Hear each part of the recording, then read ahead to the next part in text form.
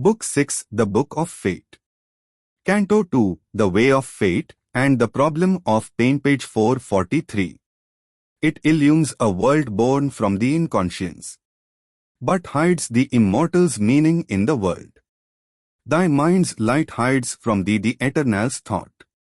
Thy heart's hopes hide from thee the eternal's will. Earth's joys shut from thee the immortal's bliss. Thence rose the need of a dark intruding God, the world's dread teacher, the creator, pain.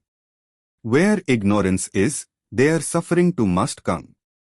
Thy grief is a cry of darkness to the light. Pain was the firstborn of the inconscience, which was thy body's dumb original base. Already slept there pain's subconscient shape, a shadow in a shadowy tenebrous womb. Till life shall move, it waits to wake and be. In one call with joy came forth the dreadful power. In life's breast it was born hiding its twin. But pain came first, then only joy could be. Pain ploughed the first hard ground of the world drowse. By pain a spirit started from the clod. By pain life stirred in the subliminal deep. Interned, submerged, hidden in matter's trance. Awoke to itself the dreamer, sleeping mind. It made a visible realm out of its dreams. It drew its shapes from the subconscient depths. Then turned to look upon the world it had made. By pain and joy, the bright and tenebrous twins, the inanimate world perceived its sentient soul. Else had the inconscient never suffered change. Pain is the hammer of the gods to break, a dead resistance in the mortal's heart, his slow inertia as of living stone. If the heart were not forced to want and weep, his soul would have lain down content, at ease, and never thought to exceed the human start, and never learned to climb towards the sun. This earth is full of labor, packed with pain. Book 6, The Book of Fate. Canto 2, The Way of Fate and the Problem of Pain, page 444. Throes of an endless birth coerce her still. The centuries end, the ages vainly pass. And yet the Godhead in her is not born. The ancient mother faces all with joy.